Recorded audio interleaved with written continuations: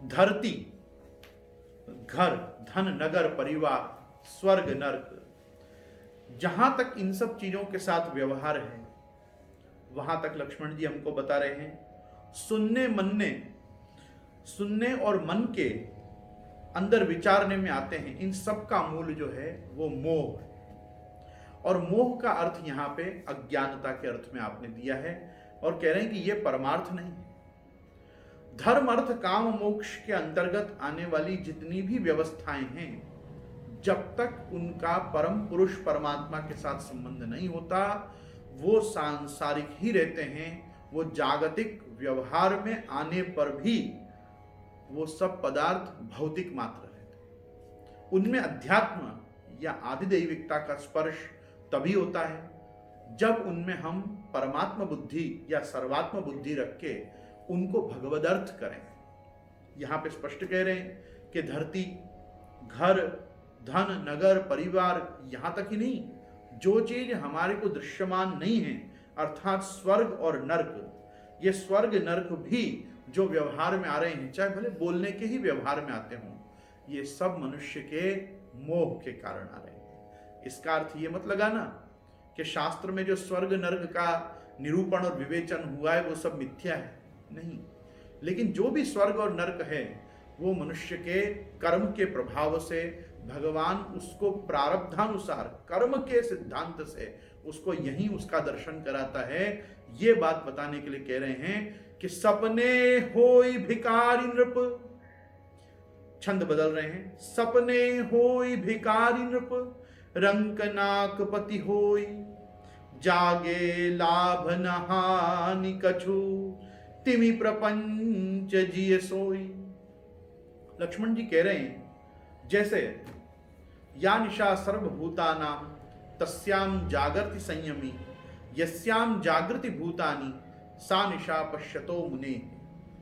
द्वितीय अध्याय में भगवत गीता में कुछ इन्हीं कारिकाओं के सदृश भगवान ने अपना वचन कहा कि जिस निशा में, या निशा सर्वभूतानां तस्याम जागृति संयमी, एक संयमी पुरुष, एक स्थितप्रज्ञ पुरुष जिस निशा में जागता है उसमें सब लोग सो रहे होते, और यस्याम जागृति भूतानि सा निशा पश्यतो, और जिस अवस्था में लोग जगे होते हैं उस समय पर योगी शांत चित्त होकर सो रहा होता है। क्या प्रकार से, यहां बता रहे हैं कि सपने होई भिकारी नृप। कभी कभी एक नृपति, एक राजा भी ऐसा स्वप्न देखता है कि मैं भिकारी हो गया, और क्या होता है, रंक नाकपति होए, रंक मतलब भिकारी, उसको कभी ऐसा स्वप्न आता है कि मेरे को तो इंद्र पद मिल गया, मैं स्वर्ग का राजा हो गया। लेकिन यहां कह रहे हैं कि जागे लाभ न हानि कछु, लेकिन जैसे ही राजा और भिखारी दोनों ही जगते हैं, क्या देखते हैं, कोई ना कोई लाभ हुआ और ना कोई हानि हुई। तिमि प्रपंच जिए सोई, हम तो अंधकार के प्रपंच में सो रहे थे, इसलिए ऐसा भान हो रहा था। ये अंधकार जो है ना, ये अज्ञान है। अज्ञान को हमेशा अंधकार और ज्ञान को हमेशा प्रकाश के साथ ही शास्त्रों ने संबोधन दिया है। यहां भी आप आज्ञा कर रहे हैं, अस विचारी नहीं कीजिए रोषु, काहू ही वादी न देइए दोषु। ऐसे ज्ञान का विचार करके हे निषाद राज, तुम किसी को दोष मत दो, कैकेयी मैया को भी दोष मत दो। ये उनने नहीं किया है, अपितु ये सब जो हम देख रहे हैं ये सब हमारा खुद का माया जाल है, इंद्र जाल है, और ये हमारी अहमता ममतात्मक संसार में हमारी जो आसक्ति है उसके प्रभाव से ही हमारे अनुभव में आता है।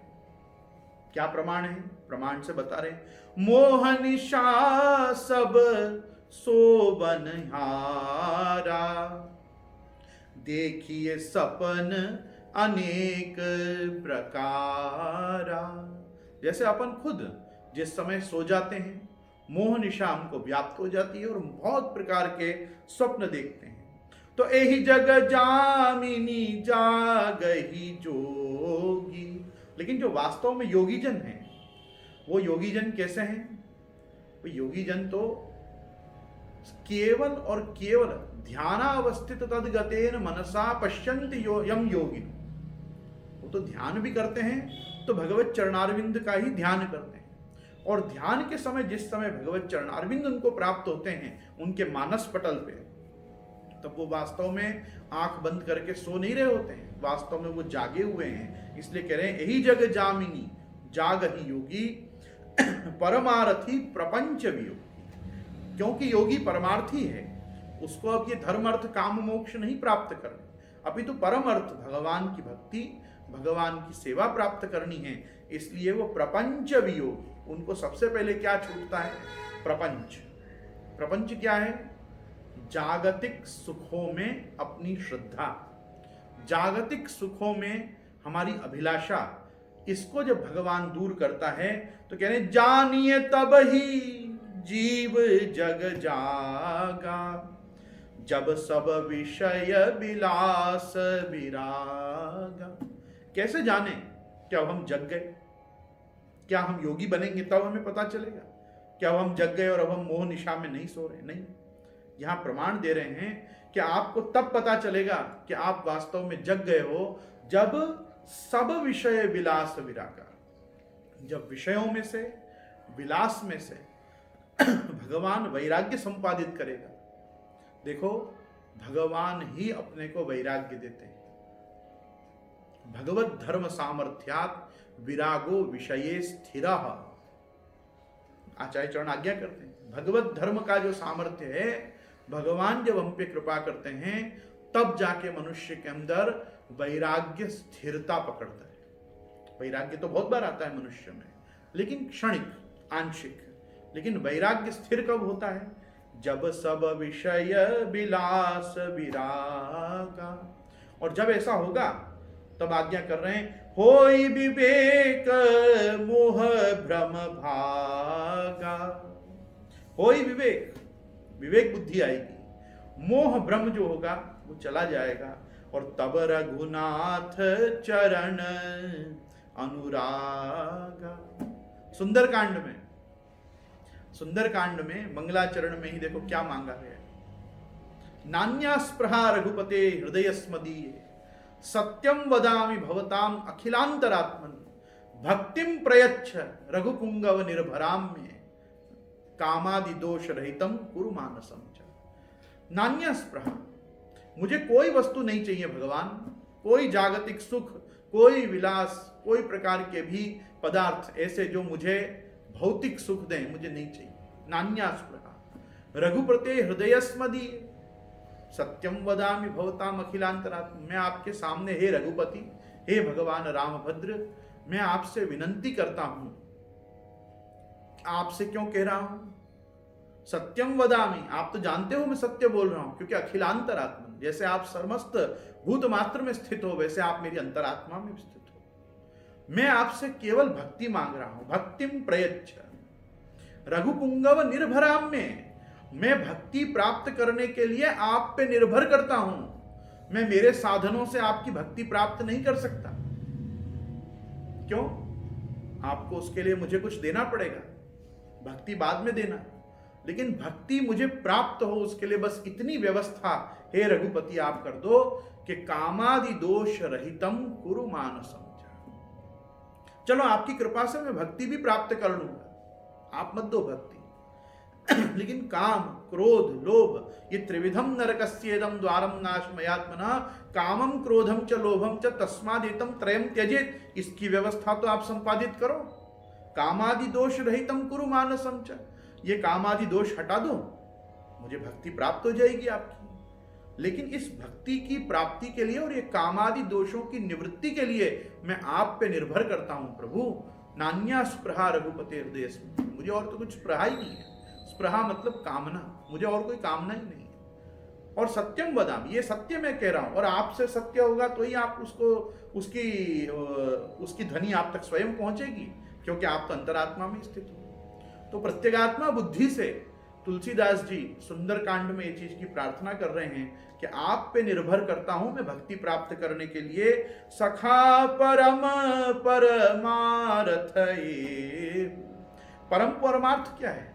सवै पुंसाम परो धर्मा यतो भक्तिर अधोक्षजे, अहैतु क्या अप्रतिहता ययात्मा संप्रसिद्धति। सखा परम परमार्थ एहु, मन क्रम वचन राम पद नेहु। ज्ञान की बात की, वैराग्य की बात की, अब भक्ति की बात में आ रहे हैं। और भक्ति के लिए सबसे प्रथम आवश्यक है महात्म ज्ञान।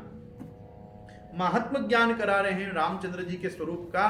तुमको लग रहा है निषाद राज के दशरथ जी के बेटा और बहू चक्रवर्ती सम्राट के पुत्र राजकुमार शयन कर रहे हैं। ये राजकुमार मात्र शयन नहीं कर रहे हैं, राम ब्रह्म परमारथ रूपा, अविगत अलख अनादि अनूपा, सकल विकार रहित गत भेदा, कही नित नेति निरूप ही वेदा। राम ब्रह्म परमार्थ रूपा, राम जो हैं वो साकार ब्रह्म है और वो स्वयं परमार्थ रूप है। अविगत अलख अनादि अनूपा। अविगत का अर्थ होता है जिनको जल्दी से नहीं जाना जा सकता, जो स्वयं कृपा करके हमको अपना स्वरूप बताएं, ऐसे वो अविगत है। यमे वैश्य वृणुते तेन लभ्य, जो स्वयं कृपा करके अपना स्वरूप प्रकट करें जिसके सामने और उसको बोध हो, उसे कहते हैं अविगत। दूसरी वस्तु कही अलख, किसी चीज निरंजन, अलख मतलब निरंजन, किसी भी चीज में लिप्त ना हो, सब में होते हुए भी भगवान। अन्वय व्यतिरेकाभ्याम यस्यात् सर्वत्र सर्वदा। चतुश्लोकी भागवत में इस वस्तु को बड़े विस्तार से समझाया गया कि भगवान कैसे अलग है। सच्चिदानंद रूप होते हुए भी भगवान सदानंद भी है, चिदानंद भी है, लेकिन भगवान अपनी पूर्णानंदमयता को कभी नहीं छोड़ता। इसी कारण से शास्त्रों में कही नित नियति निरूप ही वेदा, का निरूप ही वेदा, निर्दोष पूर्ण गुण विग्रह आत्मतंत्रो निश्चेतनात्मक शरीर गुणैश्च हीना, आनंद मात्र कर पाद मुखोदरादि, सर्वत्र त्रिविध भेद विवर्जिता, सकल विकार रहित गत भेदा। भगवान में सजातीय विजातीय स्वगत ये भेद नहीं होते, शुद्ध अद्वैत होता है ब्रह्म। और वो शुद्ध अद्वैत को कह रहे हैं सकल विकार रहित। भगवान ये जगत रूप में, जीव रूप में, ये नाना सृष्टि के रूप में जब एको हम बहुश्याम प्रजाए होता है तो भी उसमें विकार नहीं आता, उसमें विवर्तवाद उसका स्पर्श नहीं करता। माया संबंध रहितम शुद्धमित्युच्यते बुधैहि, कार्य कारण रूपम ही शुद्धम ब्रह्म नमायिकम। तुलसीदास जी कह रहे हैं, और स्वयं लक्ष्मण जी जो साक्षात शेषावतार हैं वो यहाँ पे संबोधन दे रहे हैं कि सकल विकार रहित गत भेदा, कही नित नेति निरूप ही वेदा। तैत्रीय श्रुति में नेति नेति का उच्चारण बारंबार आता है और वेद स्वयं कहते हैं कि आनंद की जो गणना है वो आनंद वल्ली में भी केवल अक्षर ब्रह्म के ही आनंद तक पहुंच पाती है। पूर्ण ब्रह्म सनातन परम तत्व परात्पर परब्रह्म भगवान के आनंद की गणना नहीं हो सकती। तो फिर वो भगवान जो सर्वानंदमयी है वो क्यों अवतार लेता है, क्यों आता है, और क्यों ये जगत में धर्म संस्थापना इत्यादि अपने भगवत धर्मों का संस्थापन करता है। तो यहाँ कह रहे हैं भगति भूमि भूसुर सुरभि, सुरहित लागी कृपाल, करत चरित धरि मनुज तनु, सुनत मिटही जग जाल। भगत भक्त, भूमि ये पृथ्वी, भूसुर भूसुर अर्थात ब्राह्मण, सुरभि सुरभि मतलब गाय, सुरहित लागी कृपा, और सुरहित मतलब देवताओं के लिए। भगवान भक्त, भूमि, ब्राह्मण, गाय और देवताओं पे कृपा करने के लिए जो चरित्र करते हैं वो करत चरित धरि मनुज तन। इसी कारण से भगवान ने अपने मानुषी विग्रह के लिए गीता जी में स्पष्ट अर्जुन को संबोधन दिया, अवजानन्ति माम मूढ़ा मानुषिम तनुमाश्रित। मैं मानुषी तन के आश्रित हूं, मैं भी एक मनुष्य हूं, ऐसा मानने वाला व्यक्ति मूढ़ है। हमको भगवान को मनुष्य नहीं जानना चाहिए, परंतु ये क्यों कर रहे हैं आप? करत चरित धरि मनुज तनु, सुनत मिटही जग जाल। ताकि ये जगत का जंजाल मिटे, इसलिए आप मानुषी विग्रह में आप अपने अवतार का संबंध स्थापित करते हैं। मनुष्य योनि को, मनुष्य जाति को आप इस प्रकार से कृतार्थ करते हैं और आप भक्त, भूमि, ब्राह्मण, गाय और देवताओं का हित करने के लिए धर्म संस्थापनार्थाय संभवामि युगे युगे अपने इस वचन का नित्य प्रतियुग आप परिपालन करते हैं। ऐसा समझाकर लक्ष्मण जी कहते हैं, सखा समझियस परिहर मोहु, सिय रघुवीर चरण रत हो।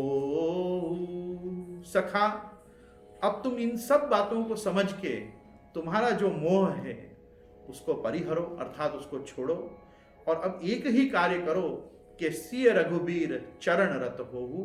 इसलिए मैं भी आप सभी को इस लक्ष्मण गीता के माध्यम से यही कहना चाहूंगा कि जीवन में से सुख दुख के माया जाल और भ्रमर से बाहर आने के लिए केवल एक ही प्रकार स्वीकारना चाहिए, और वो है भगवान के युगल चरणारविंद की और भगवान के युगल स्वरूप की उपासना।